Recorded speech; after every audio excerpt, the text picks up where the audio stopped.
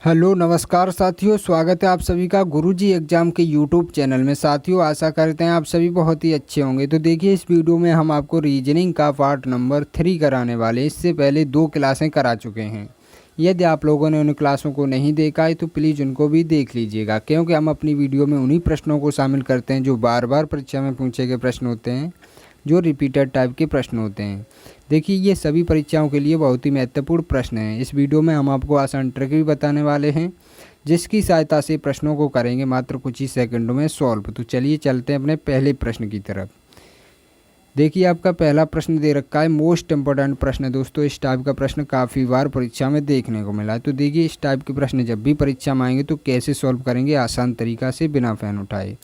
देखिए, सबसे पहले प्रश्न को ध्यान से देखेंगे। प्रश्न दे रखा है, यदि 1 + 4 = 9 दे रखा है, 2 + 8 = 18, 3 + 6 = 15, तो 7 + 8 बराबर का मान पूछा गया है, क्या होगा? प्रश्नवाचक चिन्ह के स्थान पर कौन सी संख्या आएगी?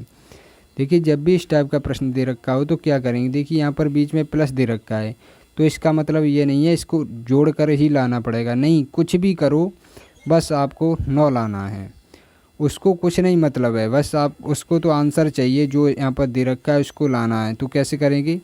यहाँ पर देखिए, जब हम 4 का डबल कर देंगे, सीधा यहाँ पर 4 का डबल कर देंगे तो 8 हो जाएगा। 8 में जब हम इस वन को ऐड कर देंगे तो हमारे पास देखिए 9 आ रहा है। तो देखिए, इसी प्रकार का लॉजिक क्या आगे भी लग रहा है। यहाँ पर करेंगे, 8 का दोगुना करेंगे तो कितना हो जाएगा? 16 हो जाएगा। 16 में जब हम 2 को ऐड करेंगे, 16 में जब हम 2 को ऐड करेंगे तो हमारे पास देखिए 18 आ जाएगा। 18 यहाँ पर दे रखा है। तो हाँ, इसी प्रकार का लॉजिक आगे भी लग रहा है। तो क्या करेंगे, यहाँ पर भी चेक करते हैं। देखिए, 6 का डबल कितना होता है? 12। 12 में जब हम 3 को ऐड करेंगे तो 15 हो जाएगा। 15 यहाँ पर दे रखा है। तो हमको जो पूछा गया उसका मान ज्ञात करेंगे। कैसे करेंगे? देखिए, 8 का डबल करेंगे तो कितना? 16 हो जाएगा। अब देखिए, 16 में हम 7 को ऐड करेंगे तो कितना हो जाएगा? 16 में जब हम 7 को ऐड करेंगे तो हमारे पास 23 आ जाएगा। 23 देखिए ऑप्शन नंबर डी में दे रखा है, जो कि आपका राइट आंसर हो जाएगा। तो साथियों, हम उम्मीद करते हैं जब भी इस टाइप का प्रश्न आपकी परीक्षा में पूछा जाएगा तो आप बहुत ही अच्छे तरीके से सॉल्व कर पाएंगे। तो हम आपको पहले ही बता चुके हैं, रीजनिंग में जितने भी टाइप के प्रश्न बनते हैं उन सभी टाइपों के प्रश्न को हम आपको कराने वाले हैं। चलिए चलते हैं नेक्स्ट प्रश्न की तरफ। देखिए, आपका दूसरा प्रश्न है, मोस्ट इम्पोर्टेंट प्रश्न है साथियों। इस टाइप के भी प्रश्न काफ़ी बार एग्जाम में देखने को मिले हैं। तो प्रश्न कह रहा है, यदि यहाँ पर दे रखा है, दिए गए विकल्पों में से संबंधित संख्या को चुनिए। तो क्या कह रहा है यहाँ पर? ये देखो, संबंधित संख्या का मतलब क्या होता है। देखो, यहाँ पर 1 से 23 का संबंध जिस प्रकार से 4 से दे रखा है, उसी टाइप से यहाँ पर 726 का संबंध प्रश्नवाचक चिन्ह के स्थान पर कौन सी संख्या आएगी, ये हमें ज्ञात करना है। तो क्या करेंगे? अब हम देखिए, 1 से 23 का हम क्या करें कि हमारे पास 4 आ जाए। तो क्या करेंगे यहाँ पर? सबसे पहले जब भी यहाँ पर बड़ी संख्या दे रखी हो तो क्या करेंगे? ऐड करके देखेंगे कि क्या हमारी ये छोटी संख्या हमें हासिल हो पाएगी क्या। देखिए, यहाँ पर ऐड करेंगे, 1 और 2 को ऐड करेंगे 3 हो जाएगा। 3 और 3 को ऐड करेंगे तो 6 हो रहा है, 4 नहीं आ रहा है। तो क्या करेंगे? अब देखिए, दूसरा रूल क्या होता है, यहाँ पर देखेंगे, 12 को यहाँ पर लिख लिया। अब देखिए, 3 से डिवाइड कर रहा है, यहाँ पर 3 से डिवाइड कर रहा है तो कितना आ रहा है? 3 से डिवाइड करेंगे तो 4 आ जाएगा। 4 तिया कितना होता है? 12 होता है। देखिए, 4 यहाँ पर दे रखा है। अब इसी प्रकार से यहाँ पर भी करेंगे। कैसे करेंगे? यहाँ पर देखिए, 72 को लिख लिया। अब 72 में ये पीछे वाली संख्या से हम डिवाइड कर देंगे। देखिए, 6 से डिवाइड करेंगे तो कितना होगा? 12 छिक्का कितना होता है? 12 छिक्के कितना होता है? 72 होता है। तो 12 आ जाएगा। अब देखिए, 12 किसी ऑप्शन में दे रखा है क्या? जी हाँ दोस्तों, हमारा ऑप्शन नंबर डी में 12 दे रखा है, जो कि आपका राइट आंसर हो जाएगा। तो दोस्तों, हम उम्मीद करते हैं जब भी इस टाइप का प्रश्न आपकी परीक्षा में पूछा जाएगा तो आप बहुत ही अच्छे तरीके से सॉल्व कर पाएंगे। तो चलिए चलते हैं नेक्स्ट प्रश्न की तरफ। देखिए, आपका तीसरा प्रश्न दे रखा है, ये मोस्ट इम्पोर्टेंट प्रश्न है साथियों। ये एनटीपीसी में पूछा गया प्रश्न है। तो देखिए, इस टाइप के जब भी प्रश्न परीक्षा में पूछे जाएंगे तो कैसे सॉल्व करेंगे आसान तरीक़ा से। देखिए, यहाँ पर क्या दे रखा है, एक सुपारी को एक बार काटने पर 2 टुकड़े होते हैं, तो सुपारी को 3 बार काटने पर कितने टुकड़े होंगे। तो देखिए, कैसे करेंगे। माना ये एक सुपारी है, ये एक सुपारी है, ये एक सुपारी बना ली। अब क्या करेंगे? देखिए, इसको एक बार काटेंगे, इसको एक बार काट दिया। कितने टुकड़े बता रहा है, 2 टुकड़े होते हैं। सही कह रहा है भाई, 2 टुकड़े होते हैं। अब यहाँ पर बोल रहा है तो सुपारी को 3 बार काटने पर कितने टुकड़े होंगे। तो देखिए एक सुपारी ये वाली बना ली, अब इसके 3 बार काटेंगे। एक बार ये काटा, दूसरी बार ये काटा, तीसरी बार ये काटा।